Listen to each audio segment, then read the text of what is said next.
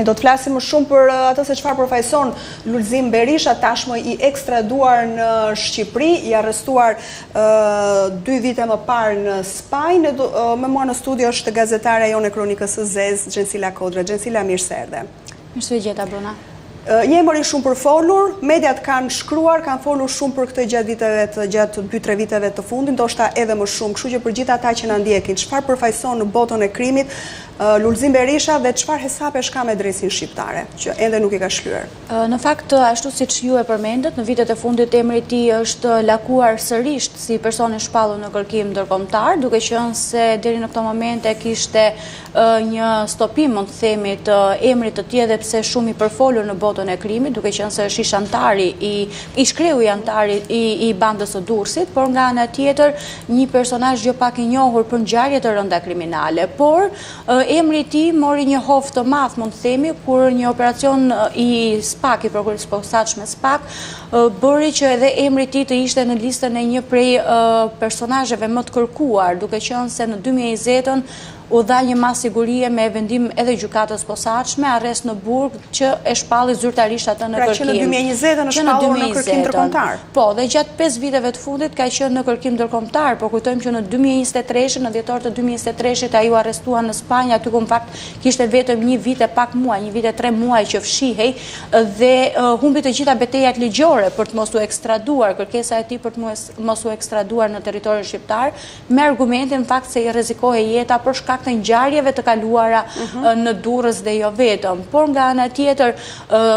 ajo që mund të themi është se tashmë betejë ligjore e tij është zyrtarisht vetëm për 2 vendime, konkretisht një vendim që e ktheu atë sërish në burg, si kreu i grupit kriminal të Durrësit, pra çka do të thotë se ka pas një kalvar të gjatë, mund të themi, me gjykatat. Fillimisht ai u dënua me burgim të përjetshëm nga shkalla e parë si kreu i grupit kriminal të Durrësit, i bandës të Durrësit, por nga ana tjetër këtë vendim e la në fuqi dhe apeli i gjykatës krimeve të rënda, tashmë gjykata e posaçme.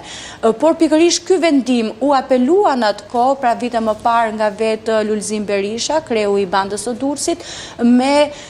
shërbim prove që u vendos në apel. Dhe pikërisht këtu pastaj mori rrjedh e gjithë historia e tij, në atë kohë në fakt në letra që u bën për kërkesën e tij nga qelia dhe për prishjen e vendimit të dënimit me burgim të përjetshëm, apeli i Durrësit e la me një vendim përfundimtar të 25 vite heqëlirie dhe në atë kohë në fakt mori dhe lirimin nga qelia me shërbim prove dhe si provë materiale, mund të themi, apo si provë për të dalë nga qelia, ishte edhe një dokument i kryebashkiakut asaj kohe, zoti Dako, kur në fakt figuronte se do të punësohej në një nga zyrat e bashkisë. Kjo ishte dhe diçka që ka bërë më madhe. Kalvari i tij me drejtsinë shqiptare. Po, në fakt ka edhe një vite gati 6 muaj, ndjesni, dhe gati 6 vite që duhet të shlyej dënimin e kohës kur ka qenë i dënuar për vepra të rënda penale që ishte dhe kreu i bandës të Durrësit. Kjo për shkak se pavarësisht se mori dënimin me 25 vite heqëlirie, pra ju prish dënimin me burgim të përjetshëm dhe shkoi në 25 vite heqëlirie, në fakt këtu hyri në lojë gjykata e lartë dhe gjykata e lartë prishi vendimin e apelit të Durrësit, pra vendimin me 25 vite heqëlirie që u dha nga apeli i Durrësit, por në fakt kërkoi që mos ishte më me shërbim prove ashtu siç e pati vendosur gjykata e apelit, por të kthehej në qeli dhe të shlyente dënimin e prapambetur, pra gati 6 vite heqëlirie. Por përtek kësaj që është një dënim zyrtar, mund të themi, ka dhe një tjetër hesap, mund të themi, me drejtsinë, pra është ajo e vitit 2020 shpallur në kërkim ndërkombëtar nga ana e gjykatës posaçme që vendosi masën e sigurisë arrest në burg, e konkretisht bëhet fjalë për një vrasje të ndodhur në vitin 2005. Pra janë ngjarje që kanë ndodhur shumë kohë më përpara, pra gati 2 dekada më para të Klodian Saliajt. Në këtë ngjarje, në fakt janë dhe 2 persona të tjerë, të cilët janë jo pak të njohur për botën e krimit, siç është Emiliano Shullazi, por dhe Flauren Dervisha, një personazh po ashtu